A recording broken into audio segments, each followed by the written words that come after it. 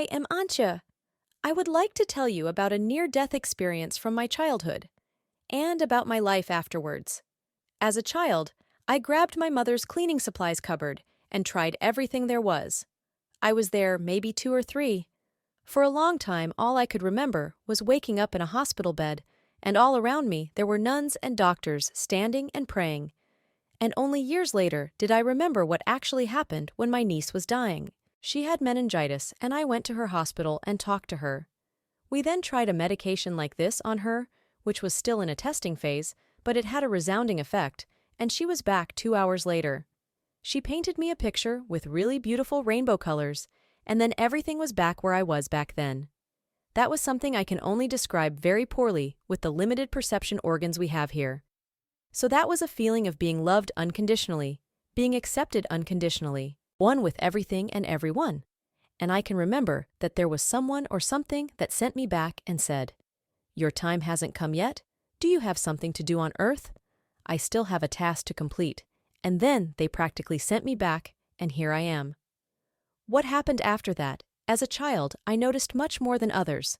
Saw things, for example, people who didn't have long to live. Hardly anyone explained to me where it came from. I always thought it was me, and it brought death, and I was such an angel of death. And I tried to talk to adults about it, and then they asked you again, and oh, now stop it, and now leave it. And then I always pushed it away, and what was always inside me was a longing for this other world, for this feeling. And on the one hand, it's nice when you finish it. The feeling spreads in you and goes out in your heart. And the longing also scolds you painfully, and has led to the fact that even when I was sitting in the church, and there was only rubbish being said up front, when I was sitting there in church, and then I left, and now I'm leaving again, and Grandma never took me to church. So people I hear have one foot in heaven, they shine from within for me. Or people who can help me, or who have something to say to me, they have it for me. When I was young, I had a violent experience with my uncle, which wasn't so pleasant. Then I built a dream world for myself where I was allowed to have everything I was missing. And that just helped me through time. Later as an adult, I was depressed then too. Hello darkness, my old friend, that was my motto. A lot changed when my children were born, and I was like, okay, I have to stay strong now. I have to stay here now so that my children are at least grown up. And since my thoughts changed, a lot of things have happened to me that I'm just starting to look for. About myself and my own spirituality. One thing is that sometimes I have such inspirations and can interpret messages for others or someone else's dream. I now have to learn to find the courage to say it, because if my mind says, no, that's nonsense, I can start the next thing. But if we say it too quickly and tell someone, it's usually like that the person says, yes, that's fine. About 10 years ago, I was on the verge of burnout, because this gift wanted to come out more and more, and no longer wanted to be hidden. I then said, I have to get out now. I once applied for a mother-child treatment with my children. I just needed some distance to come back to myself and just look, what do I want? What do I need? I then met someone at the spa here who has been with me ever since and always gives me impulses, but doesn't push me to do anything. Just maybe look at it like this. Sometimes it works, sometimes it doesn't. The thing is, I was able to discover different gifts in myself. At first it was difficult to accept it, to see what others don't see. They are not a curse, but a blessing. My job is to live this, integrate it into life, and pass it on. Lighthouse in the surf, hey, here. So I was always happy when I discovered people who were the same or similar. I'm still today where I can just talk freely and be myself.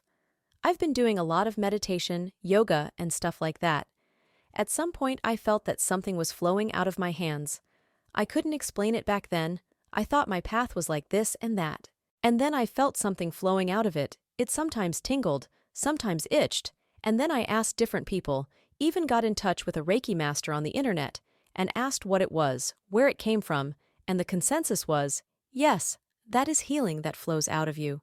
It doesn't weaken me, it strengthens me on the contrary. Just look for a healing method that works for you. It was great, so since then I've had my headaches completely under control, and I'm no longer so depressed for my children or for others. I was able to achieve a lot there, so my wish for the current time is that people become more open to things like this, and that there is room for people who try to live truly and live out their gifts and make them available to others' place. And I would also just like for the churches to get the fear out of their heads.